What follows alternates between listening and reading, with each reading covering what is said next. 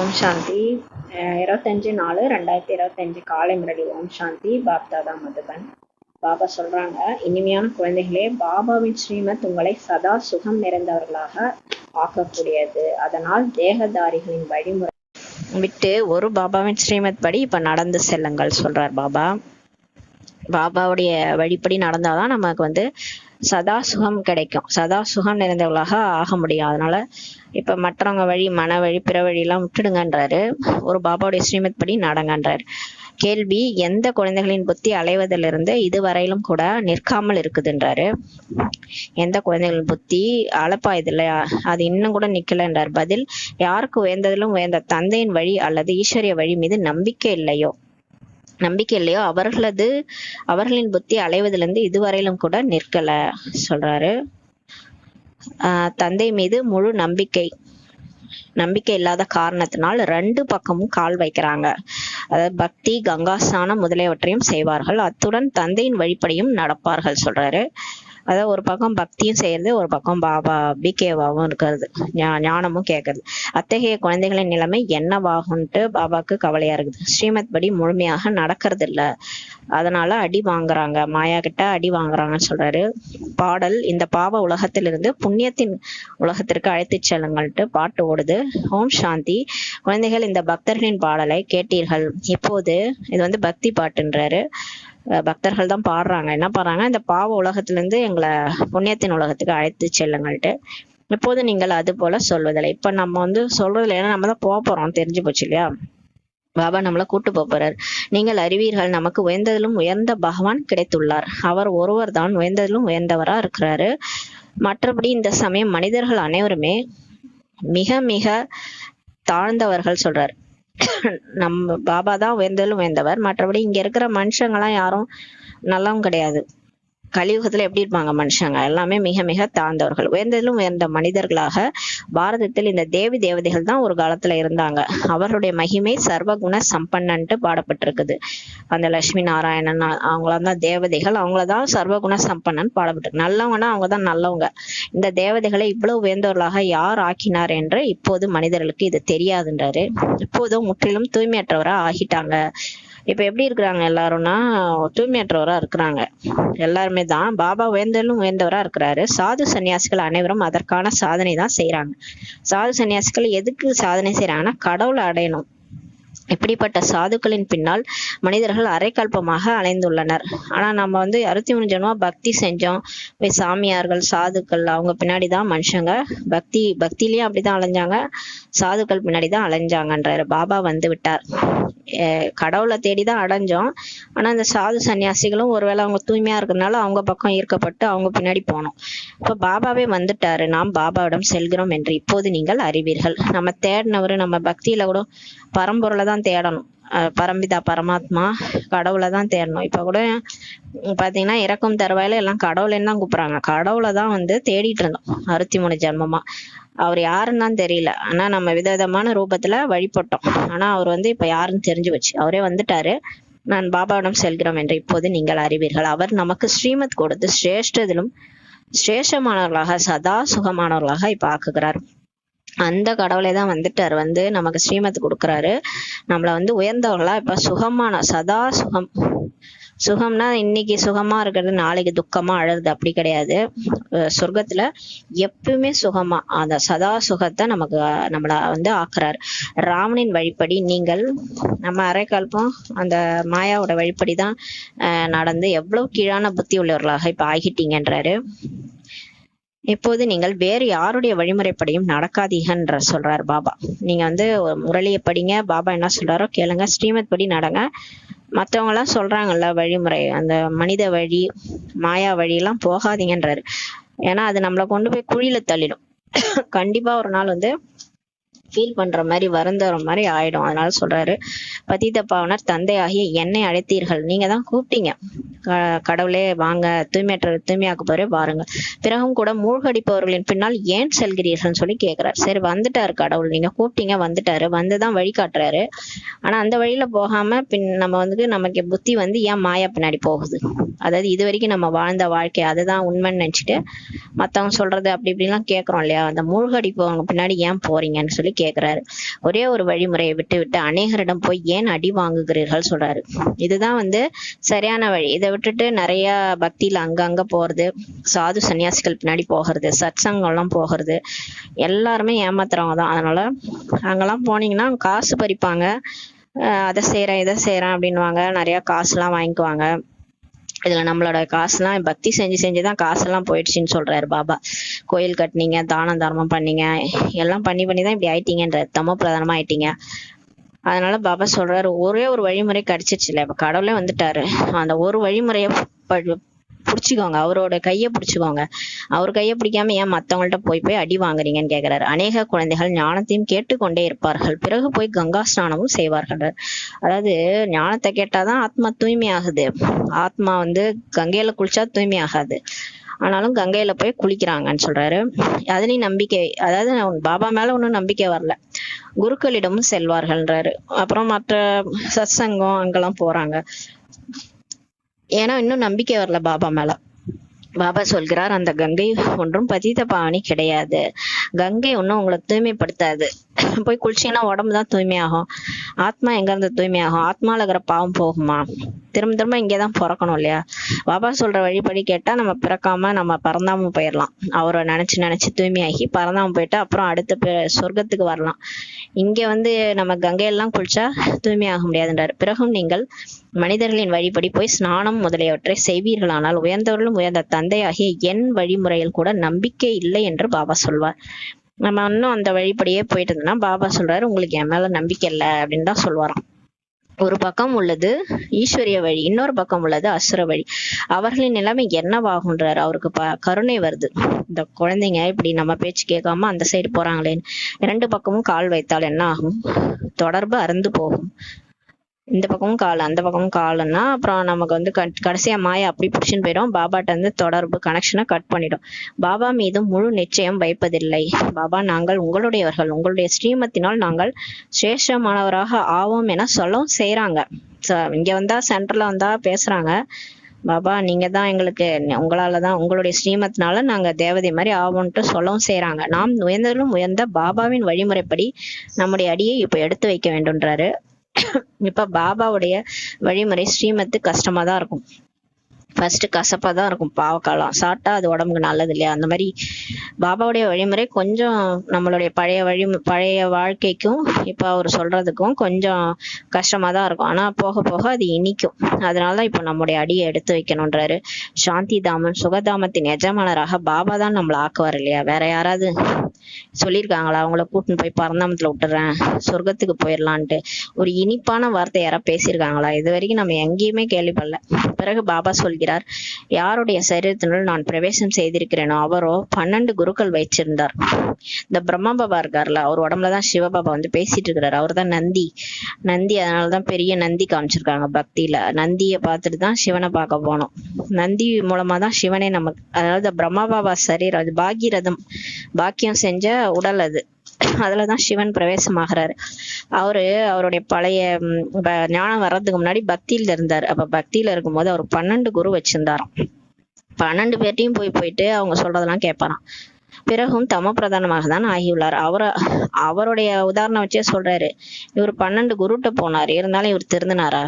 இவர் அந்த காமம் கோபம் பற்று ஆசை அகங்காரத்தை விட்டுருந்தாரா? சிவபாபா பிரவேசமாகறதுக்கு முன்னாடி வரைக்கும் மாறவே இல்லையே, கஷ்டப்பட்டு தான் இருந்தாரு. பிறகும் தமோ பிரதானமாக தான் ஆகியுள்ளார், எந்த ஒரு பயனும் இல்லை. பாபா சொல்றாரு, குருக்கள்கிட்ட போறது பக்தி செய்யறதுனால ஒரு பயனும் இல்லைன்றாரு. இப்போது பாபா கிடைத்துள்ளார் என்றால் அனைத்தையும் விட்டு விட்டார். ஆனா பிரம்மா பாபாவுக்கு புரிஞ்சிருச்சு, இது கடவுளே வந்துட்டாரு, நமக்கு எதிர்கால காட்சியெல்லாம் சொல்லிட்டாரு, நடக்கிறதெல்லாம். இப்ப பாருங்க, இப்ப நான் அந்த காலத்துல 1936 பாபா மேல வரும்போது காட்சி காமிச்சு உடனே அவர் அந்த நம்பிக்கை காட்சி கிடைச்ச உடனே விட்டுட்டாரு. இப்ப உண்மையாவே நம்ம எல்லாத்தையும் பார்த்துட்டு இருக்கோம். இப்ப கூட நம்பிக்கை வரலன்னா என்ன பண்றது? இப்ப போர் நடக்கிறதுல இருந்து ஆட்டம் பாம்பு போறதுல எல்லாம் ரெடியா இருக்கு. இப்பவே நம்ம நாட்டிலேயே அந்த மாதிரிலாம் நடக்குது. அப்ப நம்ம எவ்வளவு ஜாக்கிரதையா இருக்கணும். பாபா சொல்றதெல்லாம் நடக்குது இல்லையா? அதான் சொல்றாரு, இப்போது பாபா கிடைத்துள்ளார் என்றால் அனைத்தையும் விட்டு விட்டார். அவர் விட்டுட்டார், எல்லாத்தையும் விட்டுட்டார், பக்தி எல்லாம் விட்டுட்டாரு. வேந்தலும் வேந்த பாபா கிடைத்துள்ளார். பாபா சொல்லியிருக்கிறார், பாபா தான் சொல்லியிருக்காருல நமக்கு, தீயதை கேட்காதீர்கள், தீயதை பார்க்காதீர்கள்னு சொல்றாரு. ஆனால் மனிதர்கள் முற்றிலும் தூய்மையற்ற தமோ பிரதான புத்தி உள்ளவர்களா இப்ப இருக்கிறாங்க கலியுகத்துல. இங்கேயும் கூட அநேகர் உள்ளனர். ஸ்ரீமத் படி நடக்க முடிவதில்லை அவங்களால. பிகேஸ்லயே நிறைய பேரு தூய்மையற்ற தமோ பிரதான புத்தி உள்ளவர்களா இருக்கிறாங்க. அதாவது இங்க நடிக்கிறது, இங்கேயும் வர்றது, அங்க வெளியில போயிட்டு சாதாரணமா வாழறது, நடிக்கிறது. அது மாதிரி ஸ்ரீமத் படி அவங்களால நடக்க முடிவதில்லைன்றாரு. சக்தி இல்லை, அதனால அவங்களால பாபா சொல்ற மாதிரி நடக்க முடியல. சக்தி இருந்தாதான் நம்மளால பாபா சொல்ற மாதிரி எல்லாத்தையும் விட முடியும், ஸ்ரீமத் படி நடக்க முடியும். ஸ்ரீமத் படி நடக்கிறது கூட ஒரு சக்தி வேணும், பவர் வேணும். அவரை நினைச்சாதான் நமக்கு ஸ்ரீமத் படி நடக்க முடியும். இல்லைன்னா வீட்டுல மாயா தானே இருக்கும். வீட்டுக்கு போனோம்னு வச்சுக்கோங்க, சென்டர்ல கேட்கும் போது நல்லா இருக்கும். வீட்டுக்கு போனோடனே பாபா சொல்ற மாதிரி நடக்க விட மாட்டாங்க இல்லையா? அப்ப மாயா கிட்ட போய் சொல்றதுக்கு பயமா இருக்கும். அந்த வழிபடி பாபா சொல்ற மாதிரி வீட்டுல இருக்க முடியாது. அப்ப சக்தி இல்லை, அதனால பவர் இல்லாதனால அவங்களால ஸ்ரீமத் படி நடக்க முடியல. மாயா அடி கொடுத்து கொண்டே இருக்கிறது. அந்த மாதிரி குழந்தைகளுக்கு பாவம், அவங்களுக்கு பவர் இல்லை, அதனால அவங்களால பாபா வழிபடி நடக்க முடியாதனால அவங்களுக்கு மாயா அடி கொடுத்துட்டே இருக்குது. ஏனென்றால் ராவணன் விரோதி இல்லையா? இப்போ நீங்க ஒண்ணும் கிடையாது. இப்போ நீங்க ஒரு தேகதாரியை நம்புங்களா, நீங்க கடவுளை நம்பாம ஒரு மனுஷனை நம்புங்க பாருங்க. அந்த மனுஷனாலே நமக்கு அசிங்கம் அவமானம் எல்லாம் வரும். நம்ம அவங்கள நம்பி இருப்போம், அவங்கதான் செய்வாங்கன்ட்டு நம்ம நம்பி இருப்போம். நமக்கு ஒரு உடம்பு சரியில்லைன்னா அவங்க நம்மளை காப்பாத்துவாங்கன்னு நினைச்சிட்டு இருப்போம். ஆனா அவங்க நம்மளை கண்டுக்கவே மாட்டாங்க. அப்ப நமக்கு எப்படி இருக்கும்னா, மாயா நம்மள செருப்பால் அடிக்குதுன்னு தான் தோணும். ஏன்னா நம்ம ஒரு மனுஷனை நம்பி போனோமே, 2 கைகளுடையவங்கள நம்பணும். அவங்க நம்மளை ஏமாத்திட்டாங்க இல்லையா? இதே பாத்தீங்கன்னா கடவுளை கூப்பிட்டு பாருங்க, யாரையாவது அனுப்பிச்சு வைப்பாரு. யாரையாவது அந்த டைம்ல ஆபத்தான மாதிரி அனுப்பிச்சு வச்சு நமக்கு உடம்பு சரியில்லாத டைம்ல கூப்பிட்டு போவாரு. இதே நம்ம ஒருத்தவங்களே நம்புறோம், ஒரு மனுஷனை நம்புறோம், மன வழி பிற வழியில போறோம், அவங்க சொன்னாங்க இவங்க சொன்னாங்கன்னு கேட்டோம்னா மாயா நம்மள என்ன பண்ணும், அடி கொடுத்துட்டே இருக்கும்னு சொல்றாரு பாபா. அதனாலதான் பாபாவை நம்புங்க, ஸ்ரீமத் படி நடங்கன்றாரு. ஏனென்றால் இப்ப ராவணன் விரோதியா இருக்கிறான், ராமர் நமக்கு நண்பரா இருக்கிறார். சிலர் ராமர் என்கின்றனர், சிலர் சிவன்ட்டு என்கின்றனர். பாபா எல்லாம் மாத்தி மாத்தி பேர் சொல்றாங்க. உண்மையான பேர் அவருக்கு சிவபாபா தான், சிவ தந்தை. நான் புனர்ஜென்மத்தில் வருவதில்லைன்னு அவரே சொல்றாரு. நான் பரமாத்மா, நான் உங்களை மாதிரி பிறவிலாம் எடுக்கிறது இல்லைன்றார். நான் பிரவேசம் செஞ்சு இந்த ஞானத்தை சொல்லிட்டு போயிடுறேன். ஒரு உடல்ல எப்படி இப்ப ஆவிலாம் ஒரு உடம்புல பிரவேசமாகுதுல்ல, அந்த மாதிரி நானு இவர் உடம்புல பிரவேசமாகி நான் உங்களுக்கு ஞானத்தை சொல்லிட்டு போயிடுறேன். மற்றபடி நான் பிறப்பிறப்புல வர்றதில்லை. டிராமாவில் எனக்கு சிவன் என்றுதான் வைக்கப்பட்டுள்ளதுன்னு சொல்றாரு. அவரே இதெல்லாம் சொல்றாரு. அவரை பத்தி அவரு தானே சொல்ல முடியும். யாரோ என்னமோ சொல்லிட்டு இருக்காங்க. இப்ப நம்மளை பத்தி 4 பேர் 4 விதமா பேசுவாங்க. என்னை பத்தி என்ன சொல்லுவாங்க, இவங்க நல்லவங்கன்னு சொல்லுவாங்க ஒருத்தவங்க, இன்னொருத்தவங்க சொல்லுவாங்க இவங்க கெட்டவங்க அப்படின்னு சொல்லுவாங்க. ஏன்னா அவங்களுக்கு என்ன பிடிக்கல, அதனால என்ன கெட்டவங்கன்னுவாங்க. என்ன பிடிச்சவங்க என்ன நல்லவங்கன்னு சொல்லுவாங்க. அப்ப யார் சொல்றது ரைட்டு? எனக்கு தானே தெரியும் என்னை பத்தி. நான் சொன்னாதான் என்னை பத்தி எல்லாருக்கும் தெரியும். அது என்ன மத்தவங்க சொல்றதெல்லாம் கேட்டுருந்தா அது உண்மையா இருக்காது இல்லையா? இப்ப எனக்கு தான் என்னை பத்தி தெரியும். அந்த மாதிரி கடவுள் சொல்றதும், கடவுளை பத்தி சொல்றதுக்கு நம்ம யாரு? இங்க மனுஷங்க சொல்றது எல்லாமே பொய். கடவுளை பத்தி சொல்லிட்டு இருக்காங்கல்ல, அதெல்லாம் பொய். கடவுள் யாரு, எப்படி இருக்கிறாரு, யாரா இருக்கிறாரு, எங்க இருந்து வந்திருக்கிறாரு, அதெல்லாம் அவரே சொல்லும் போதுதான் நமக்கு உண்மை தெரியும் இல்லையா? யாரோ சொல்றதை கேட்டுட்டு இவர் தான் கடவுள், கிருஷ்ணர் தான் கடவுள் அப்படின்னு சொன்னா, முஸ்லீம் தர்மத்துல இருக்கிறவங்க நம்மள என்ன சொல்லுவாங்க, அல்லாஹ் தான் கடவுள்னு சொல்லுவாங்க. இப்ப அதான் பிரச்சனையே, அல்லான்னு சொல்லலைன்னா சுற்றுவான்றாங்க. கடவுள் ஒருத்தர்னு தெரியாம இந்த மாதிரி பண்ணிட்டு இருக்கிறாங்க. உலகத்துல எல்லாரும் சகோதரர்களும் தெரியாம அனாதை மாதிரி சண்டை போட்டுட்டு இருக்கிறாங்க. ஆனா பாபா சொல்றாரு, டிராமாவில எனக்கு சிவன் என்றுதான் பெயர் வைக்கப்பட்டுள்ளதுன்றாரு. ஒரு பொருளுக்கு 10 பெயர்கள் வைப்பதால் மனிதர்கள் குழம்பி போயுள்ளனர்ன்றாரு. இப்ப தண்ணியே பாத்தீங்கன்னா, இங்க தண்ணி சொல்லுவான், அங்க பானின்னுவாங்க, இன்னொரு இடத்துல நிம்புன்னுவாங்க. ஒரே ஒரு பொருள் தான் அது, அது தண்ணி தான். அதை நீங்க இஷ்டத்துக்கு பேர் வச்சுக்கிட்டீங்கன்னா குழம்பிதான் போவீங்க. அதான் பாபா சொல்றாரு, ஒரு மொழியில எனக்கு பேர் இஷ்டத்துக்கு வச்சுக்கிட்டீங்க, அப்புறம் நீங்க குழம்பி போறீங்கன்றாரு. அல்லான்றீங்க, காட்ஃபாதர்ன்றீங்க, சிவன்றீங்க. ஆனா அது நான் தான் சொன்னா நம்ப மாட்டீங்க. யாருக்கு என்ன தோன்றுகிறதோ பெயர் வைத்துட்டாங்கன்றாரு. உண்மையில் எனது பெயர் சிவன் என்பதாகுன்றாரு. நான் இந்த சரீரத்தில் பிரவேசமாகிறேன், என் பேரே சிவன் தான். அவரே சொல்றாரு, என் பேர் சிவன்றாரு. நான் இந்த சரீரத்தில் பிரவேசமாகிறேன். நான் ஒன்றும் கிருஷ்ணர் முதலானவருக்குள் வருவதே இல்லைன்றாரு. அவர் கிருஷ்ணர் உடம்புல எல்லாம் வரல. அவர் வர்றதே இந்த பதித உலகத்துல பதிதமான வயசானவரோட எல்லாம் அவர் பேர் பிரம்மான்னு வைக்கிறாரு வந்து. அதனாலதான் பக்தி மார்க்கத்துல பிரம்மாவை வந்து வயசானவரா காமிச்சிருக்கிறாங்க. விஷ்ணுவோ சூட்சுமவதனத்தில் இருப்பவர் என்று அவர்கள் நினைக்கிறாங்க. அவங்க என்ன நினைக்கிறாங்க, விஷ்ணு வந்து லட்சுமி நாராயணன் இணைந்த சொரூபம். அவர் வந்து அவரும் ஒரு கடவுள், அவரும் வானத்துல இருக்கிறாரு, சூட்சும வானத்துல இருக்கிறாரு அப்படின்னு நினைச்சுக்கிறாங்க. எங்கேயோ அந்த பூமியை தாண்டி ஒரு உலகம் இருக்குது, அங்க இவங்க எல்லாம் இருக்கிறாங்கன்ட்டு நினைக்கிறாங்க. உண்மை இல்ல, அவர் யுகல் ரூபம். விஷ்ணுன்னா லட்சுமி நாராயணன் இணைந்த சொரூபம், இல்லற மார்க்கம், இல்லற மார்க்கத்தினுடைய ரூபம். ஆண் பெண் இணைந்த சொரூபம் தான் விஷ்ணு. அதனாலதான் 4 கை காமிச்சிருப்பாங்க. லட்சுமியும் நாராயணனும் இணைந்த சொரூபம். அது வந்து இல்லற மார்க்கத்தை குறிக்குது. மற்றபடி 4 புஜங்கள் எல்லாம் இருப்பதில்லை. 4 கையோட நம்ம யாரையாவது பார்த்திருக்கிறோமா இது வரைக்கும் உலகத்தில்? எல்லாரோடையும் பழகி இருக்கிறோம். யாராவது 4 கையோட வந்திருக்கிறாங்களா? இல்ல. 4 புஜங்கள் என்பது இல்லற மார்க்கத்தை குறிக்குது. அதாவது 2 கை ஆணுக்கு, 2 கை பெண்ணுக்கு. அதாவது லட்சுமி நாராயணன் இணைந்த சொரூபம் தான் விஷ்ணு. 2 புஜங்கள் துறவர மார்க்கம்ன்றாரு. சாது சன்னியாசிகள்லாம் அவங்க வந்து துறவர மார்க்கம், அவங்க வந்து 2 புஜங்கள் தான் இருக்கும். சன்னியாசிகள் துறவர மார்க்கத்தை சேர்ந்தவர்கள். இல்லற மார்க்கத்தினர் தான் பிறகு பாவனத்திலிருந்து தூய்மையற்றவரா ஆகுறாங்க. ஆனா இல்லற மார்க்கத்தினர் என்ன பண்றாங்கன்னா, தூய்மையா இருக்கிறாங்க, அப்புறம் தூய்மையற்றவரா ஆயிடுறாங்க. அரை கல்பம் அவங்க வந்து தேவதையா வாழறாங்க. ஒரே வீட்லயே இருந்தாலும் தூய்மையா அந்த 5 விகாரம்னா என்னன்னு தெரியாம வாழறாங்க. அப்புறம் 2500 வருஷம் தான் இப்படி தூய்மையற்றவரும் ஆயிடுறாங்கன்னு இதெல்லாம் கடவுள் வந்து சொல்றாரு, நமக்கு தெரியாது இல்லையா? இந்த ஞானம் தான் நமக்கு கொடுக்குறாரு. அதனால சிருஷ்டியை தாங்கி பிடிப்பதற்காக சன்னியாசிகளின் பவித்திரமாவதற்கான பார்ட்டி இப்ப இருக்குது. இப்ப நம்ம தூய்மையற்றவரா ஆயிட்டதுனால, தேவதைகள் தூய்மையற்றவரா துவாபரகத்துல ஆயிட்டாங்க. அதனால அப்புறம் சிருஷ்டி ஒரேடியா அழிஞ்சிரும்ல, நல்லவங்களே இல்லைன்னா அழிஞ்சு போயிடும் சிருஷ்டி. அதனால சன்னியாசிகள் வராங்க இல்லையா, அவங்க வந்து தாங்கி பிடிக்கிறாங்க. அவங்களோட தூய்மை சக்தி மூலமா தான் இந்த உலகமே வந்து நிக்குதுன்றாரு பாபா. இல்லைன்னா உலகம் எப்பயும் அழிஞ்சிருக்கும்.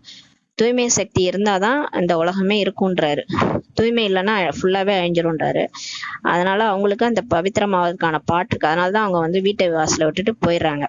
அவர்களும் லட்சம் கோடிக்கணக்கில் உள்ளனர். இப்ப சன்னியாசிகளே லட்சம் கோடி கணக்குல இருக்கிறாங்கன்றார். மேளா நடக்கும்போது அநேகர் செல்கின்றனர். கும்பமேளா நடக்குது இல்லையா, இந்த கடல் நதியும் இணையிற இடம் கும்பமேளா, பிரம்மபுத்திரா நதி கிட்ட இருக்கும்.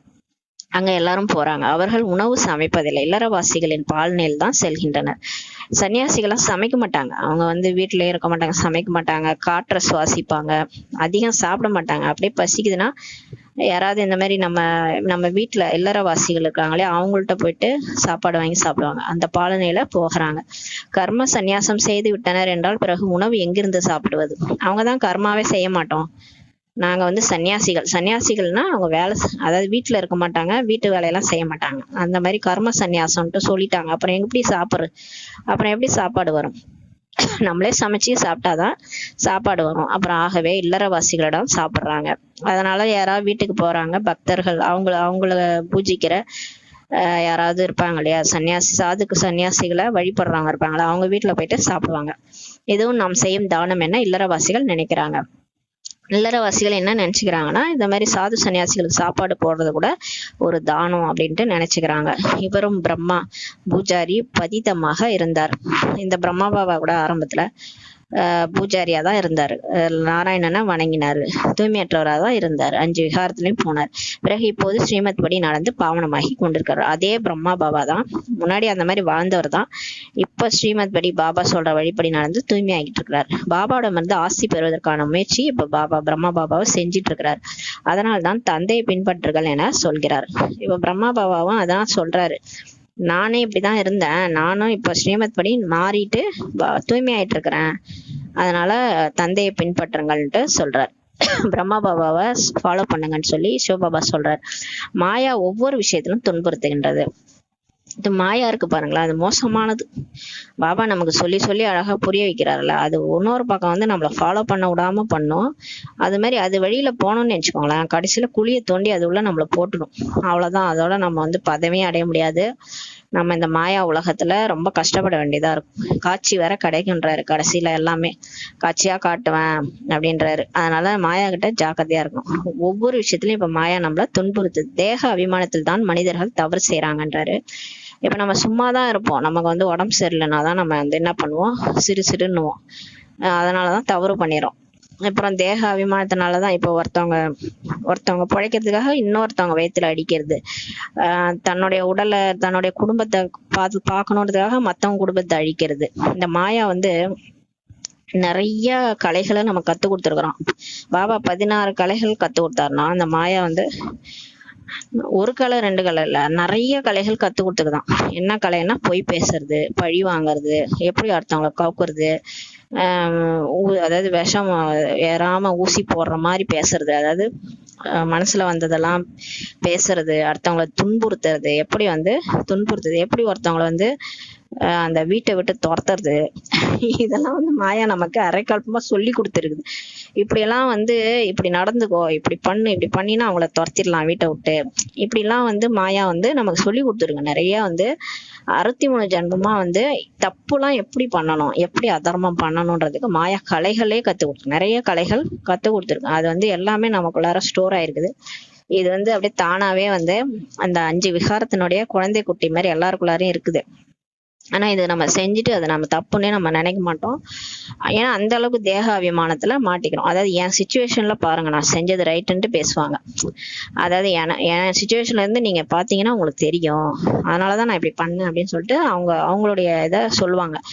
அது வந்து எல்லாமே தேக அபிமானத்தினால, அதாவது ஆத்மாபிமானியா தான் நம்ம தப்பே பண்ண மாட்டோம். அந்த தேக உணர்வுல தேக அபிமானத்துல வந்து நம்மளை காப்பாத்திக்கணும், நம்ம உடம்ப காப்பாத்திக்கணும், நம்மளை வந்து நம்ம குடும்பத்தை காப்பாற்றணும். அதுக்காக மத்தவங்களை அழிச்சாலும் தப்பு இல்லை அப்படின்ற மாதிரி செஞ்சிருவாங்க. இப்ப அப்படித்தானே பண்றாங்க, தன் நாட்டுக்காக மற்ற நாட்டு மேல குண்டு போடுறது, அந்த மாதிரி இதெல்லாம் எதனாலனா மாயாவால தான் நடக்குது. ஏழையாக இருந்தாலும் சரி, பணக்காரராக இருந்தாலும் சரி, தேக அபிமானம் விட்டு போக வேண்டும் இல்லையான்றாரு. இப்ப நம்ம ஏழையா இருந்தாலும் சரி, பணக்காரங்களா இருந்தாலும் சரி, தேக அபிமானம் விடணும் இல்லையா, நம்மளை விட்டு போகணும். தேக அபிமானம் விட்டு போவதுதான் பெரிய முயற்சி ஆகுன்றாரு. இப்ப வந்து இது வந்து அதான் பாபா சொல்லுவார், சித்தி வீட்டுக்கு போற மாதிரி இல்லைன்னு. அது உண்மைதான். நம்ம நினைச்சுக்கிறோம் என்ன, பாபாவை நினைக்கணும், நம்ம பாபாவை நிறைய நினைச்சிட்டோம்னா நம்ம வந்து எப்படியும் வந்து ரேஸ்ல ஓடிட்டு நம்ம வந்து கண்டிப்பா நம்ம சொர்க்கத்துக்கு போயிடுவோம், லட்சுமி நாராயணன் ஆயிடுவோம், நம்ம ஈஸியா சொல்லிடுவோம். ஆனா வந்து இது வந்து ரொம்ப லேசான விஷயம் கிடையாது. இது வந்து சித்தி வீட்டுக்கு போற மாதிரி இல்லைன்னு சொல்லுவார் பாபா. தேக அபிமானத்தை விடுறது பெரிய முயற்சின்றாரு. பெரிய முயற்சி, அது சாதாரண முயற்சி இல்ல. பாபா சொல்கிறார், நீங்கள் உங்களை ஆத்மா என உணர்ந்து தேகத்தின் மூலம் இப்ப பாகத்தை நடியுங்கள்ன்றாரு. இப்ப வந்து பாபா நமக்கு க்ளூ கொடுக்குறாரு, ட்ரிக்ஸ் எல்லாம் கொடுக்குறாரு. இப்ப நீங்க வந்து அதே மாதிரி நடிங்க, ஒன்னும் பிரச்சனை இல்லை. தேகத்துலதான் இருக்க போறீங்க, ஆனா நீங்க வந்து பயிற்சி மட்டும் பண்ணிக்கோங்க. நான் இந்த தேகம் இல்ல, நான் ஆத்மா அப்படின்னு புரிஞ்சுக்கிட்டு அந்த பாட்டு நடிங்க. அது மாதிரி யாருக்கும் துக்கம் கொடுக்காம நடிங்க. இந்த மாயா சொல்ற பேச்ச கேட்காதீங்க, மன வழி பிற வழிய கேட்காதீங்க.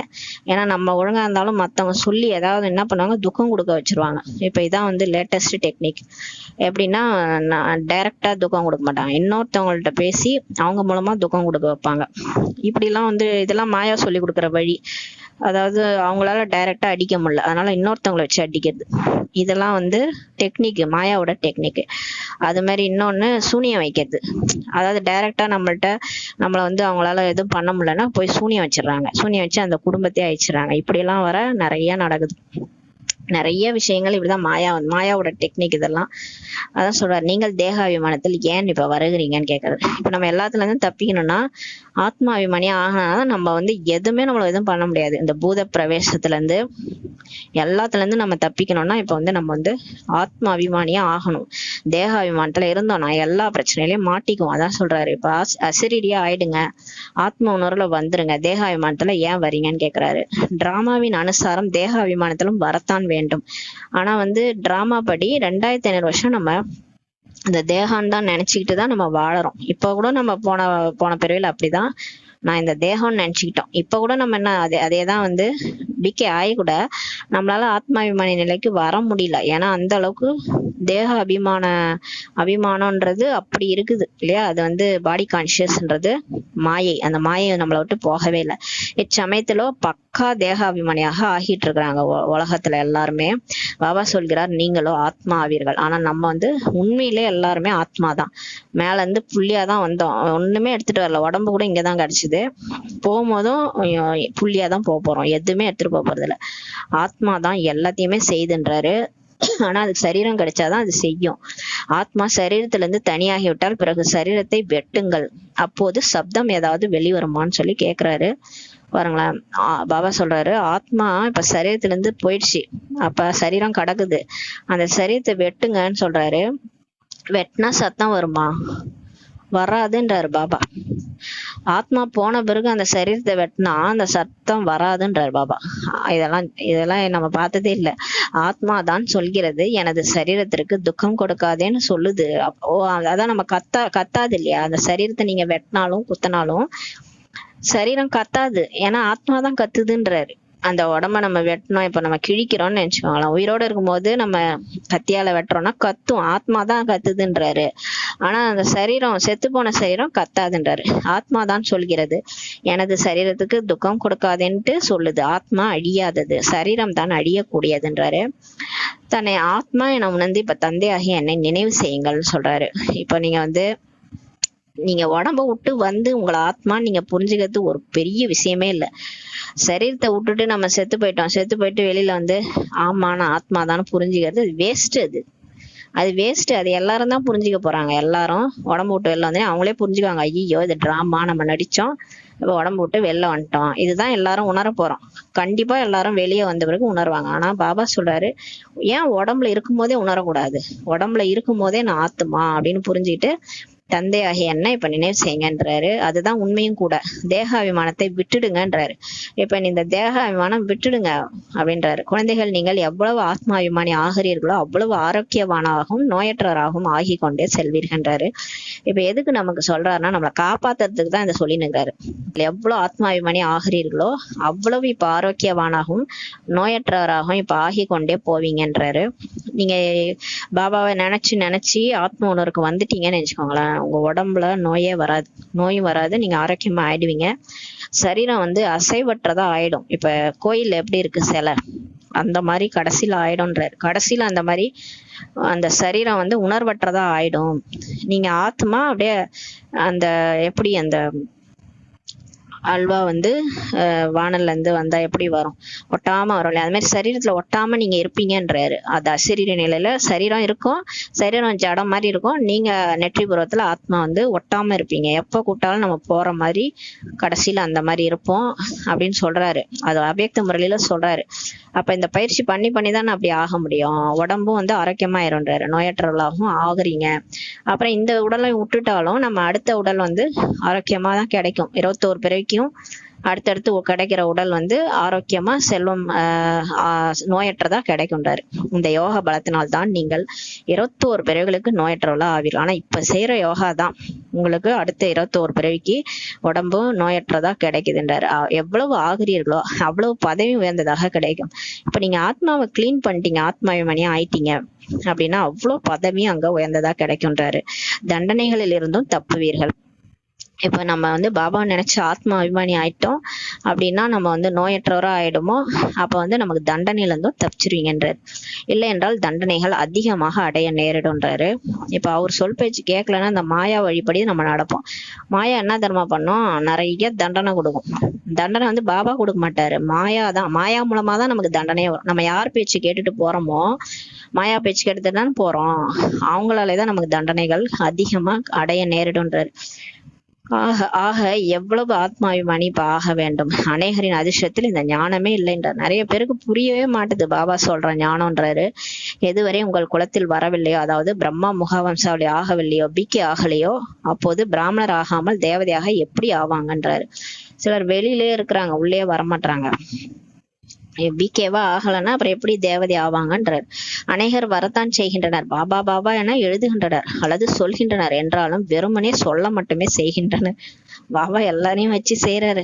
என்ன சொல்றாரு, நிறைய பேர் வர்றாங்க, பாபா பாபான்னு எழுதுறாங்க, சொல்றாங்க, வெறுமனே வாயில மட்டும்தான் பாபான்னு வருது. ஓரிரு கடிதங்கள் எழுதிவிட்டு பிறகு மறைந்து விட்டனர்ன்றாரு. கொஞ்சம் லெட்டர் எழுதினாங்க, அதுக்கப்புறம் காணாம போயிட்டாங்க.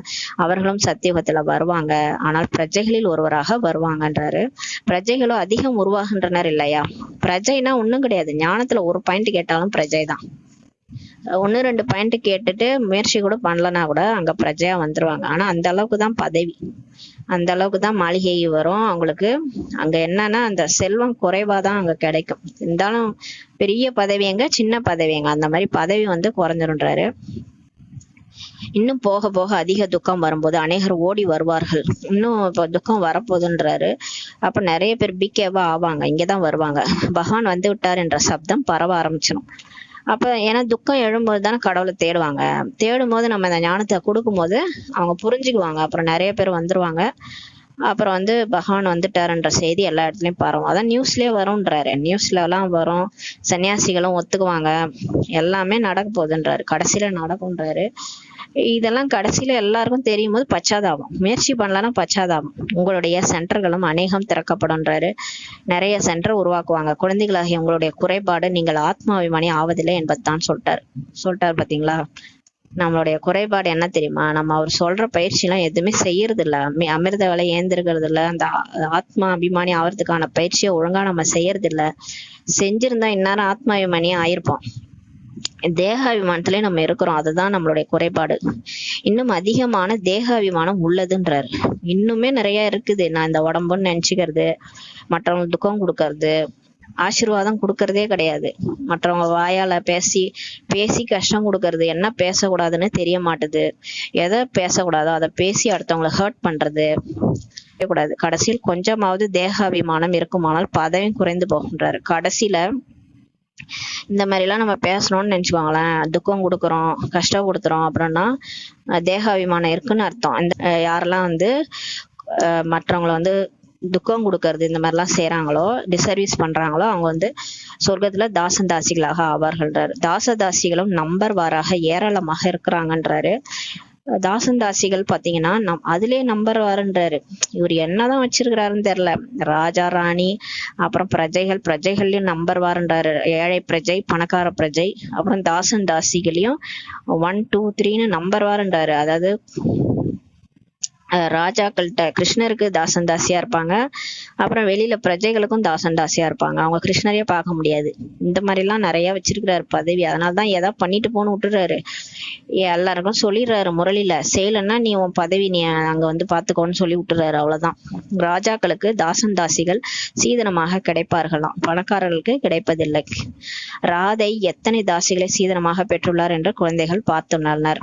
இப்ப கிருஷ்ணர் ராதை இருக்கிறாங்கல்ல, ராதைக்கு தனியா வேலைக்காரர்கள் இருப்பாங்க அவங்களுடைய அரண்மனையில. அது மாதிரி கிருஷ்ணருக்கு தனியா வேலைக்காரர்கள் இருப்பாங்க. அது மாதிரி ராதை வந்து சீதனமா கொடுப்பாங்களாம். அவங்க ராதை கல்யாணம் பண்ணிட்டு வராங்கல்ல, கிருஷ்ணரை கல்யாணம் பண்ணிட்டு வரும்போது லட்சுமி நாராயணா மாறுவாங்க.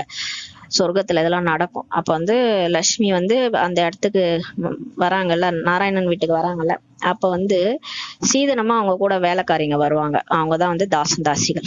அந்த மாதிரி எல்லாம் பெற்றுள்ளாங்கன்னு சொல்லி குழந்தைகள் பார்த்து அவங்க எல்லாம் யாரா இருக்கும், இங்க கூடவே இருந்து டிசர்வீஸ் பண்ணிருப்பாங்க பாருங்க. மம்மா கூடயே இருந்து மம்மாவை மதிக்காம இருந்திருப்பாங்க. மம்மா பேச்ச கேட்டிருக்க மாட்டாங்க. மம்மாவே கிண்டல் பண்ணிருப்பாங்க. இவங்களாம் தான் அவங்க கூடயே வேலைக்காரியா அங்க வந்து சொர்க்கத்துல வருவாங்க. இதெல்லாம் வந்து இங்க டிசர்வீஸ் பண்றாங்க, அங்க வேலைக்காரியா போவாங்க. அதாவது பாபா சொல்றத கேட்காம டிசர்வீஸ் பண்றவங்க தான் இந்த மாதிரி வேலைக்காரியா ஆவாங்க. இன்னும் போக போக உங்களுக்கு நிறைய சாட்சாத்காரங்கள் கிடைக்கும்ன்றாரு.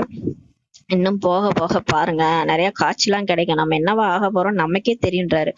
சாதாரண தாசியாக ஆவதை காட்டிலும் பணக்கார பிரஜை ஆவது நல்லதுன்றாரு. இப்ப சொல்றாரு, வேலைக்காரி ஆகிறதுக்கு இந்த படிப்பை படிச்சுட்டு அப்படி ஆகிறதுக்கா, நம்ம எவ்வளவு பெரிய படிப்பு படிச்சிருக்கோம், இதுல போய் தாசன் தாசியா ஆகிறதுக்கு அதை படிக்கிறோம்.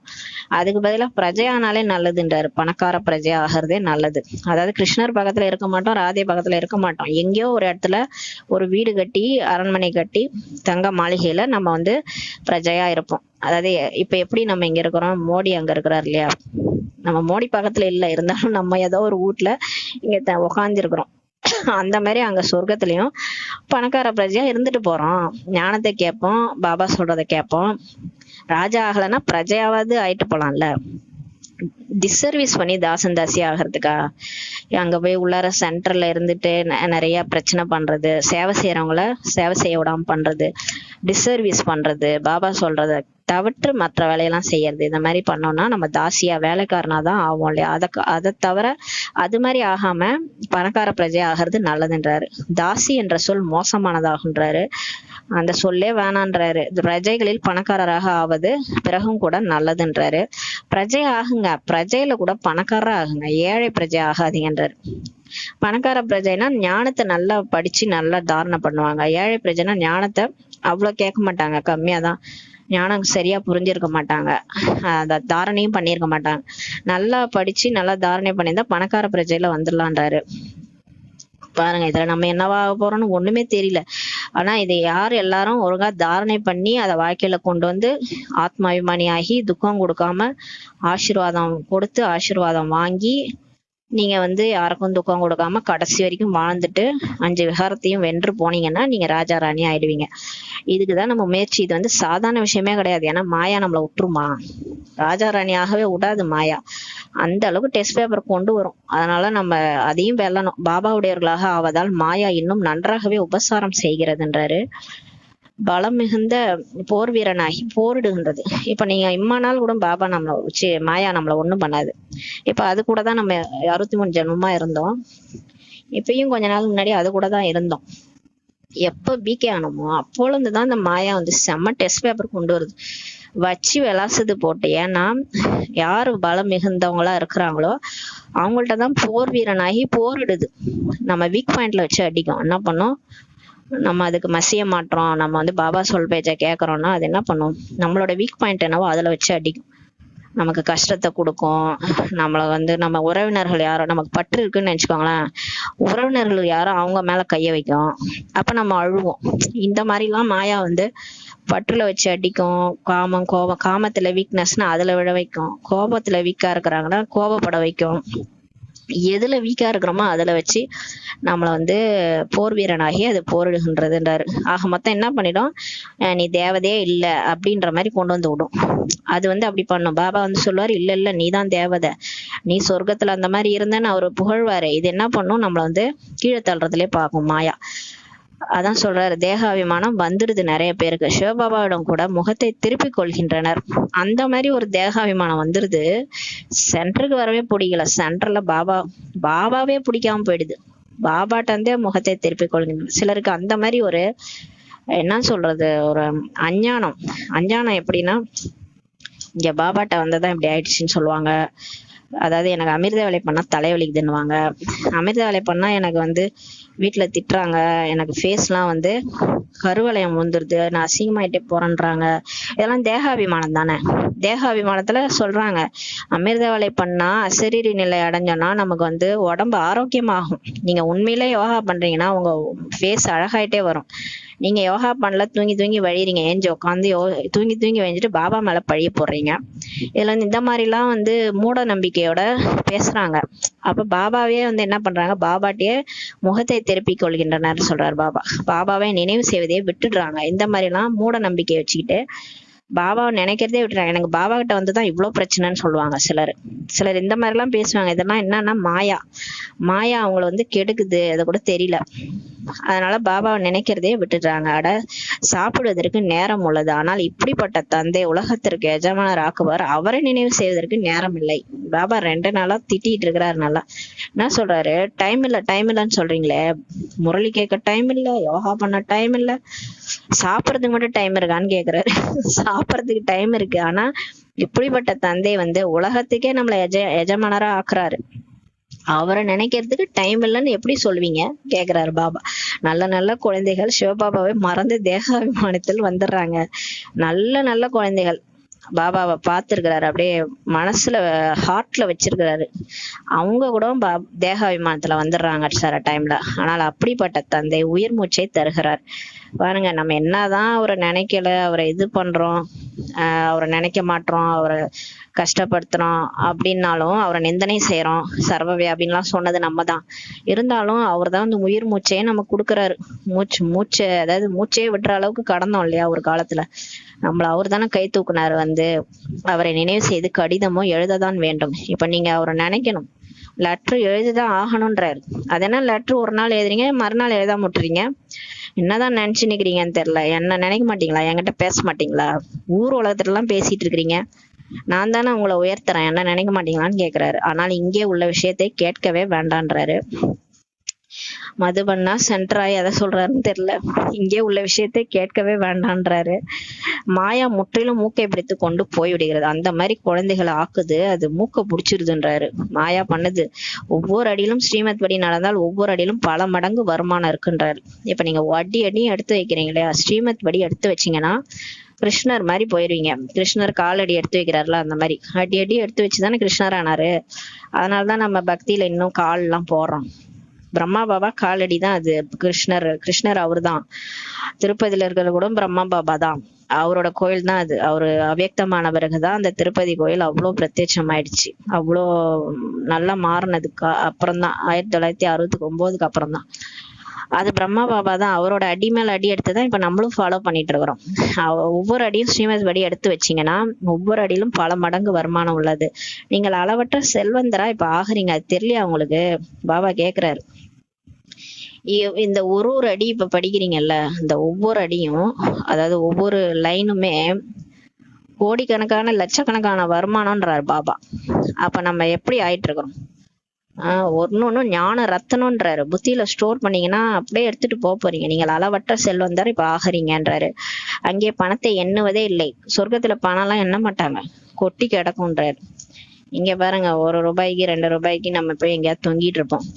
அங்க பாருங்க கொட்டி கிடக்கும், எண்ணவே மாட்டாங்க. பணம், செல்வம், பயிரிடுவதற்கான நிலம் அனைத்துமே அங்க கிடைக்கும்ன்றாரு. நிலம்லாம் அவ்வளோ இருக்கும். எல்லாம் உங்க காட்டுலதான் மழைன்றாரு. ஜாலியா போய் என்ஜாய் பண்ணுங்க. பணம், செல்வம் எல்லாமே கிடைக்கும். அங்கே செம்பு, இரும்பு, பித்தளை போன்ற எல்லாம் இருக்காது. வெறும் தங்கம் தான் இருக்கும். நீங்க அங்க செம்பெல்லாம் பார்க்க முடியாது. இரும்பு, பித்தளை எல்லாம் இங்க பார்க்கணும்னா இங்கே பாத்துக்காங்க. ஏன்னா நீங்க அடுத்து போக போற இடத்துல இதெல்லாம் கிடைக்காது. தங்கத்தினால் ஆன நாணயங்கள் தான் இருக்கும்ன்றாரு. எங்க சொர்க்கத்துல தங்கத்தினால் ஆன நாணயங்கள் தான் இருக்கும்ன்றாரு. கட்டிடமே தங்கத்தினால் ஆனதாக தான் இருக்கும் என்றால் அங்க என்னதான் இருக்காதுன்றாரு. கட்டிடமே அங்க தங்கத்தினால் தான் கட்டுவாங்க, அப்ப என்னதான் இருக்காது? கோல்டு எல்லாம் இங்கெல்லாம் நீங்க வந்து சும்மா கழுத்துல போட்டு போனாலே அறுத்துன்னு போயிருவாங்க. அங்க கோல்டு தான், கோல்டாலதான் வீடே கட்டுவாங்க. இங்க இருப்பதோ மிக தரமற்ற ராஜ்யமா இருக்குது. ராஜா ராணி எப்படியோ அப்படிதான் பிரஜைகளும்.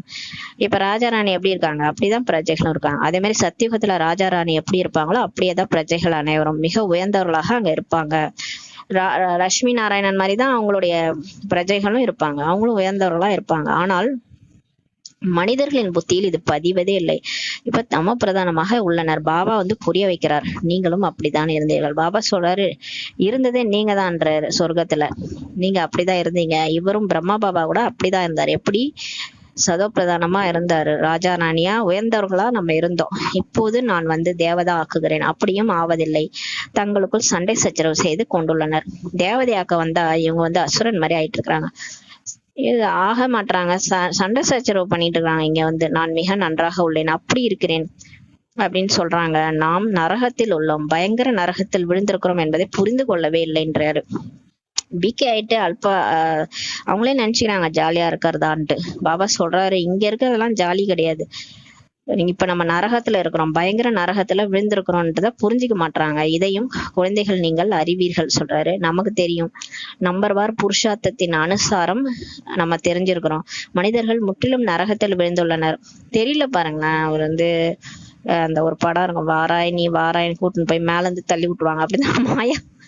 இப்ப மாயா நம்மள வாராயின்ட்டு அழகா என்ன பண்ணுது, அது மாட்டுக்கும் காணல் நீர் மாதிரி காட்டுது எல்லாத்தையும். கிட்டக்க போனா ஒண்ணு இருக்க மாட்டுது. அந்த மாதிரி நரகத்துல இப்ப விழுந்து கிடக்குறாங்கன்னு சொல்றாரு. ஞான மார்க்கத்தில் யார் தங்களை போல ஆக்குவதற்கான சேவை செய்ய முடிவதில்லையோ, உனது எனது என்ற சிந்தனையில் உள்ளனரோ அவர்கள் நோய்வாய்ப்பட்ட நோயாளிகள்னு சொல்றாரு.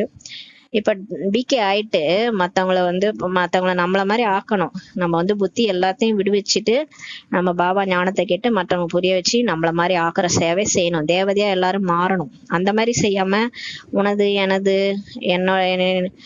நான் மட்டும் லேஸ்பட்டாலா, நான் உங்களை சும்மா விட மாட்டேன், என்னையே நீங்க பேசிட்டீங்களா, இதெல்லாம் நான் வச்சிருக்கிறேன், ஒரு நாளைக்கு பழி வாங்குவேன், இப்படி எல்லாம் நினைச்சுக்கிட்டு உனது எனது என்ற சிந்தனையில் யாராவது இருக்கிறாங்க.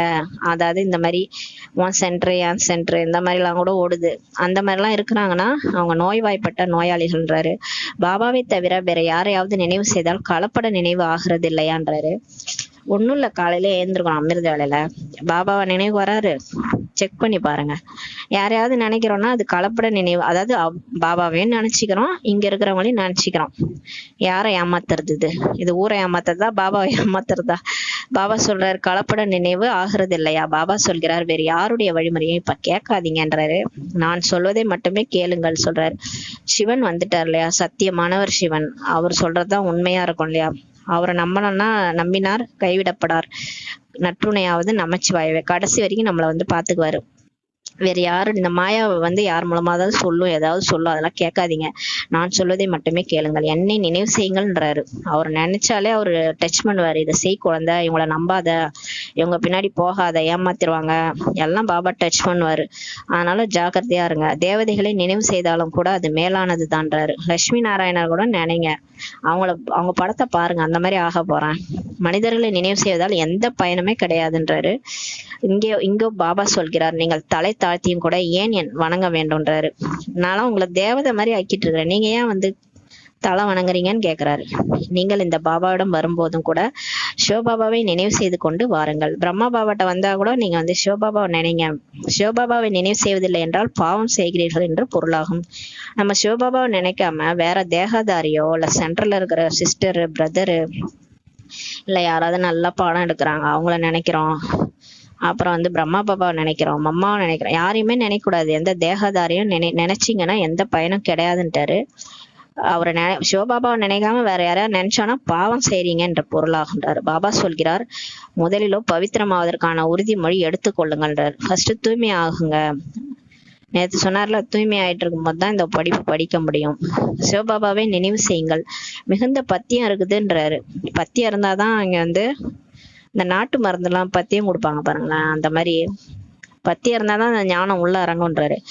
இங்க ஆத்மாவுக்கு வைத்தியம் பாக்குறாருல்ல, அப்ப பத்தியம் நிறைய இருக்கணும்ன்றாரு. அப்பதான் நோய் குணமாகும் ஆத்மால.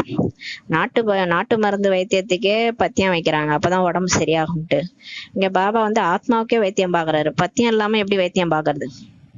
நான் இப்படிதான் இருப்பேன், அப்படிதான் சாப்பிடுவேன் அப்படின்னா அவரால் எல்லாம் வைத்தியம் பார்க்க முடியாது. ஆத்மாக்கு காமம் கோபம் பற்று ஆசை அகங்காரம் போகாது, அப்படியேதான் இருக்கும்.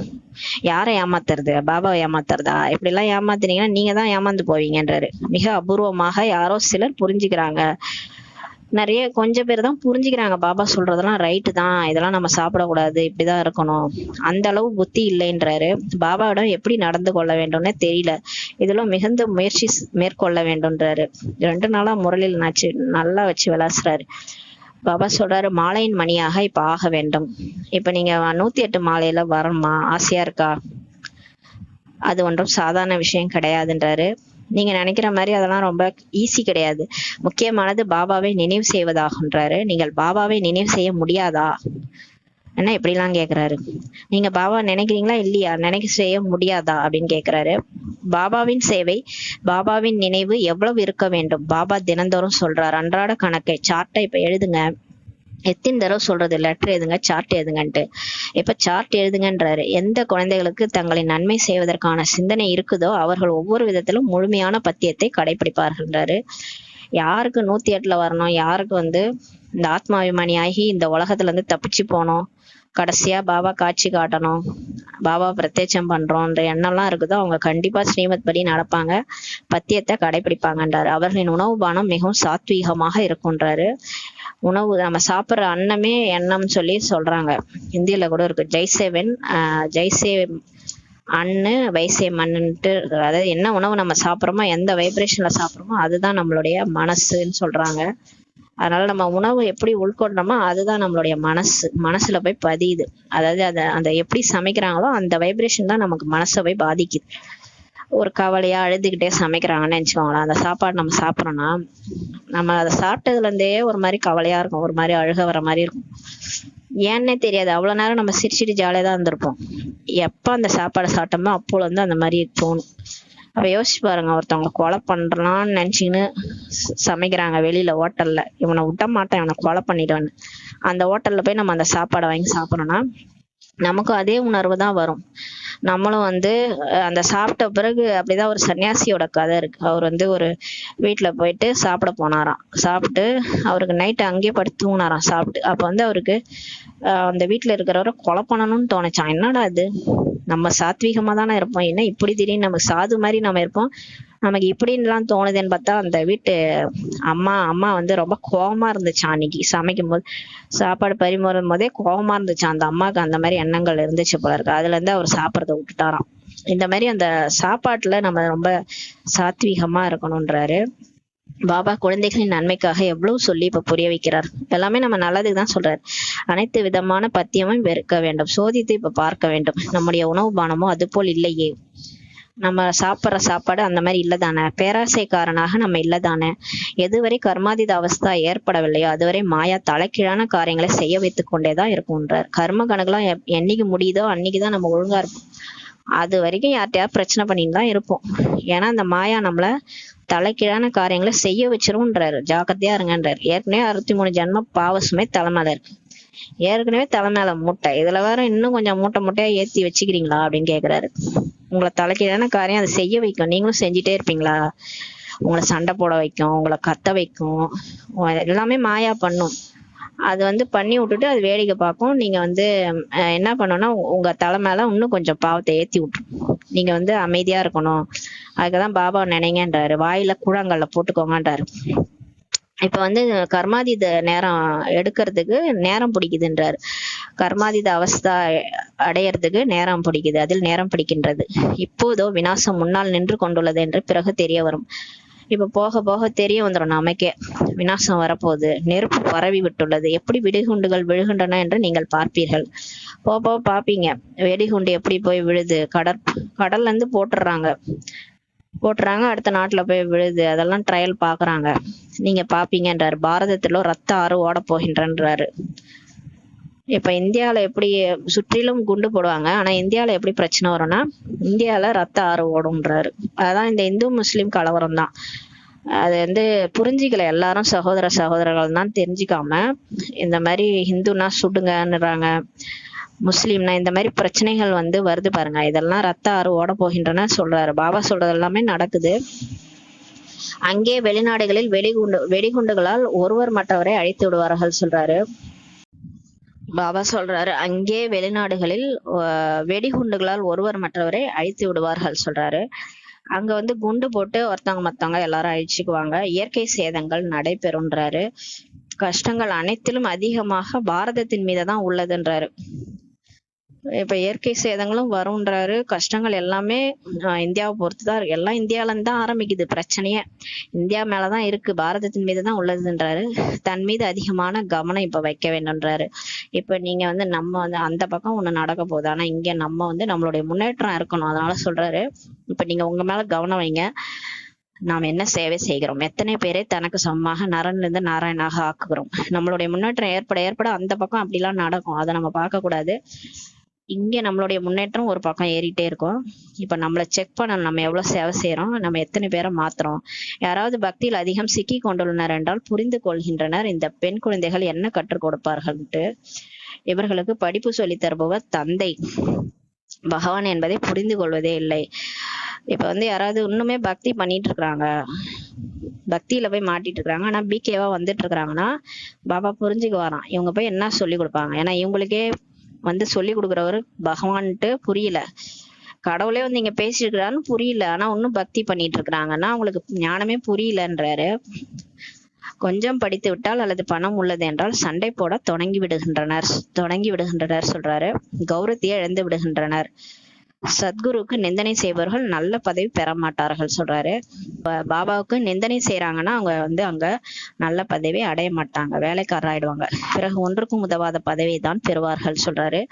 நல்லது. இனிமேலும் இனிமையான காணாமல் போய் தேடி கண்டெடுக்கப்பட்ட செல்ல குழந்தைகளுக்கு தாயும் தந்தையுமான பாப்தாதாவின் அன்பு நினைவுகள் மற்றும் காலை வணக்கம். ஆன்மீக குழந்தைகளுக்கு ஆன்மீக தாய் தந்தையின் நமஸ்தே. நாம் ஆன்மீக குழந்தைகள் ஆன்மீக தாய் தந்தைக்கு நமஸ்தே. தாரணைக்கான முக்கிய சாரம். ஃபர்ஸ்ட் பாயிண்ட், உனது எனது என்ற சிந்தனைகளை விட்டு தன்னை போல் ஆக்குகிற சேவை இப்ப செய்ய வேண்டும். உனது எனது இதெல்லாம் விட்டுடுங்கன்றாரு. விட்டுட்டு நீங்க சேவையில புத்திய பிஸியா வச்சுக்கோங்க. நீங்களும் மாறுங்க, மத்தவங்களையும் மாத்துங்கன்றாரு. எல்லாருமே டீச்சர்ன்றாரு. எல்லாருமே நீங்க உங்க கூட இருக்கிறவங்களுக்கு எல்லாம் சொல்லுங்க, புரிய வைங்க, டெய்லி கிளாஸ் எடுங்க, முரளி படிங்க, முரளி சொல்லி கொடுங்க எல்லாருக்கும். ஒரு பாபா சொல்வதை மட்டுமே கேட்க வேண்டும்ன்றாரு. பாபாவை மட்டுமே நினைவு செய்ய வேண்டும். ஒரு பாபா சொல்றதுதான் நம்ம கேட்கணும். வேற யாரும் சொல்றதெல்லாம் கேட்கக்கூடாது. எல்லாமே மாயா. பாபா தவிர மற்ற விஷயங்கள் எல்லாமே மாயா. பாபாவை மட்டுமே நினைவு செய்ய வேண்டும். பலவிதமான கலப்பட நினைவு செய்பவராக இப்ப ஆகக்கூடாது. ஒரு பாபா தான் நினைக்கணும், எல்லாரையும் நினைக்க கூடாது. இரண்டாவது, தனது நன்மைக்காக உணவு பானத்தின் பத்தியம் மிகவும் வைக்க வேண்டும். நான் பேராசைக்காரனாக ஆகவில்லை தானே. மாயா தலைகீழான காரியம் செய்ய வைக்கவில்லையே. நம்மள ஏதாவது பேராசை பக்கம் ஈத்துட்டு போதா மாயா? மாயா நம்மள தலைகீழான காரியம் ஏதாவது செய்ய வைக்குதா அப்படின்றதெல்லாம் செக் பண்ணுங்க. இவ்வாறெல்லாம் தன்னை செக் பண்ணணும், சோதிக்க வேண்டும்ன்றாரு. வரதானம், நிர்ணயிக்கும் சக்தி மற்றும் கட்டுப்படுத்தும் சக்தியின் மூலம் சதா வெற்றி மூர்த்தி ஆகுகன்ற வரதானம் கொடுக்குறாரு.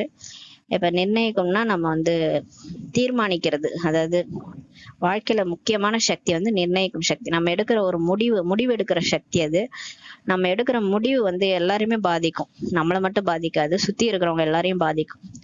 அதனால முடிவெடுக்கும் சக்தியும் கட்டுப்படுத்தும் சக்தினா கண்ட்ரோலிங் பவர், அது ரெண்டும் இருக்கணும். அது ரெண்டும் இருந்துச்சுங்கன்னா நீங்க சதா வெற்றி முத்தி ஆயிடுவீங்க. அந்த மாதிரி ஆகுங்கன்ற வரதானம் கொடுக்குறாரு. எந்த ஒரு லௌகீகம் அல்லது அலௌகீக காரியத்தில் வெற்றி அடைவதற்கு விசேஷமாக இப்ப கட்டுப்படுத்தும் சக்தி மற்றும் நிர்ணயிக்கும் சக்தி அவசியமா இருக்குன்றாரு. நம்ம லௌகீகத்திலயும் சரி, அலௌகீகம் பிகேவா இருந்தாலும் சரி, சென்ட்ரல்லையும் சரி, வீட்லயும் சரி, வெற்றி வேணும்னா நமக்கு ரெண்டு சக்தி வேணும். என்னன்னா கட்டுப்படுத்தும் சக்தி, இன்னொன்னு நிர்ணயிக்கும் சக்தின்றாரு. அவசியமா இருக்குன்றாரு. ஏனெனில் எந்த ஒரு ஆத்மாவும் உங்களுக்கு தொடர்பில் வருகிறது எனில் இவருக்கு என்ன அவசியமாக இருக்கிறது என்று முதலில் நிர்ணயிக்க வேண்டியிருக்கிறது. இப்ப நம்ம பக்கத்துல யாரோ வராங்க, நம்ம கனெக்ஷன்ல யாரோ வராங்கன்னா இவங்களுக்கு என்ன வேணும்ன்றத ஃபர்ஸ்ட் நீங்க கண்டுபிடிக்கணும்.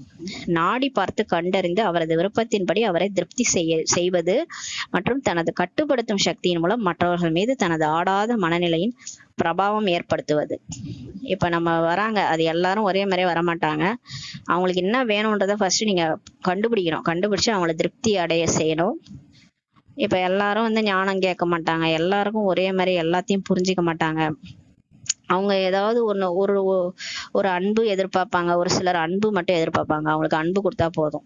சிலருக்கு ஏதாவது நம்ம கிட்ட பொருள் எதிர்பார்ப்பாங்க, அவங்களுக்கு பொருள் கொடுத்தா போதும். இந்த மாதிரி நம்ம கிட்ட என்ன எதிர்பார்க்கறாங்களோ அதை கொடுத்து அவங்க திருப்தி பண்ணிடணும். மற்றும் தனது கட்டுப்படுத்தும் சக்தியும் மற்றவங்க மீது வைக்கிறது மூலமா நம்மளுடைய மனசு ஆடாத மனநிலையின் பிரபாவம் ஏற்படுத்தணும். இந்த ரெண்டு சக்திகளும் சேவையின் களத்தில் வெற்றி மூர்த்தி ஆக்கி விடுகிறதுன்றாரு. இந்த ரெண்டு சக்தியை வச்சுட்டு நம்ம சேவை செய்ய போனோம்னா நம்ம வெற்றி மூர்த்தியா நம்மள அதை ஆக்கிறோன்றாரு. இந்த ரெண்டும் இல்லைன்னா நம்ம தோத்துருவோம்.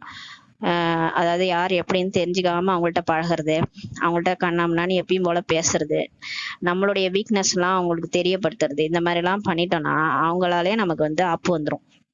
அது மாதிரி கட்டுப்படுத்தும் சக்தி இல்லாம இருக்கிறோம் ஆத்மா நாமளே கட்டுப்படுத்தல, அந்த வீக்னஸ் இருக்குன்னா அடுத்தவங்க ஈஸியா நம்மள யூஸ் பண்ணிட்டு த்ரோ பண்ணிட்டு போயிடுவாங்க. இப்படியெல்லாம் ஏமாந்துருவோம். அதனாலதான் இந்த ரெண்டு சக்தி வேணும். கண்டுபிடிக்கணும், நிர்ணயிக்கணும், முடிவெடுக்கணும், கண்டுபிடிக்கணும், கண்டறியணும், முடிவெடுக்கணும், அப்புறம் கட்டுப்படுத்தணும். கட்டுப்படுத்தும் சக்தி ஆத்மாக்கு இருக்கணும். இதெல்லாம் பாபா நினைவுல இருந்தாதான் வரும். தனியா இருந்தீங்கன்னா உங்களை ஏமாத்திடுவாங்க. பாபாவோட சேர்ந்துருங்க, அப்ப இந்த ரெண்டு சக்தியும் வந்துடும். ஸ்லோகன், சர்வ சக்திவானை துணைவராக ஆக்கி கொண்டால் மாயை காகித புலி ஆகிவிடும். பாருங்க, அடுத்த பாயிண்டே சொல்றாரு. அவரை துணைவரா ஆக்கிட்டீங்க, சர்வ சக்திவானே நீங்க துணைவனா ஆக்கிட்டீங்கன்னா மாயா பேப்பர் புலி ஆயிடும். பேப்பர் புலியா இருந்தாலும் அது புலிதான், வர்றது புலி மாதிரிதான் வரும். ஆனா அது பேப்பர் புலி ஆயிடும் எப்பன்னா பாபா நம்ம கூட இருந்தா. பாபா இல்லைன்னா எப்படி தெரியும்? புலி மாதிரி தெரியும் நமக்கு. ஐயையோ புலி வந்துருச்சுன்னு பயந்துட்டு மாயாவை பார்த்து பயப்படுவோம். ஆனா பாபா கூட இருந்தாருன்னா நீ ஒண்ணும் பண்ண முடியாது. பாக்குறதுக்கு நமக்கு பேப்பர் டைகர் மாதிரி தெரியும். ஏன்னா அது நம்மள ஒண்ணும் பண்ண முடியாது. சும்மா வந்து பயங்காட்ட வந்திருக்கு.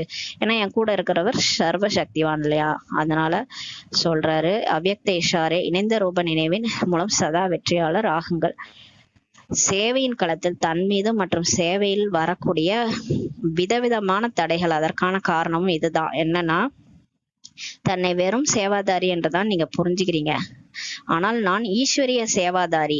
உண்மையிலே நான் வந்து ஈஸ்வரிய சேவாதாரி. வெறும் சேவையில் மட்டுமல்ல, நான் இறை சேவையில் இருக்கிறேன் என்றத புரிஞ்சுக்கோங்க. கடவுள் நம்ம கூட இருக்கிறாரு. நம்மள செய்பவர் கடவுள் தான். அவரோட சேவையில நம்ம இருக்கிறோம். நம்ம வெறும் சேவையில இல்ல, ஈஸ்வரிய சேவாதாரியா இருக்கிறோம். இன்னைக்கு நம்மள யாரும் புரிஞ்சுக்காம இருக்கலாம். ஆனா நாளைக்கே புரிஞ்சுக்குவாங்க. இவங்க செஞ்ச உதவியால தான் நான் இப்ப நிம்மதியா இருக்கிறேன் அப்படின்ட்டு. இந்த நினைவின் மூலம் நினைவு மற்றும் சேவை தானாகவே இணைந்த ரூபமாக ஆகிவிடுன்றாரு. இந்த பாபா, நான் இறை சேவையில இருக்கிறேன், நான் வெறும் சேவையில இல்ல, இறைவனுடைய சேவையில உதவியாளரா இருக்கிறேன். இந்த நினைவின் மூலம் நினைவு மற்றும் சேவை தானாகவே என்னவாயிடும்னா இணைந்த ரூபமா ஆயிடும். பாபா நினைவும் வந்துரும், சேவையும் ஆச்சு, பாபா நினைவும் ஆச்சு. ரெண்டுமே ஒரே கல்ல ரெண்டு மாங்காய் மாதிரி கிடைச்சிரும். ஏன்னா நான் வெறும் சேவையில இல்ல, ஈஸ்வரிய சேவாதாரினா பாபாவும் நினைவுக்கு வந்துருவாரு, சேவையும் செஞ்ச மாதிரி ஆயிடும் இல்லையா? அப்ப ரெண்டுமே ஆயிடுறதுனால இணைந்த ரூபமாக ஆகிவிடும் சொல்றாரு பாபா. ஓம் சாந்தி. நன்றி பாபா. நன்றி.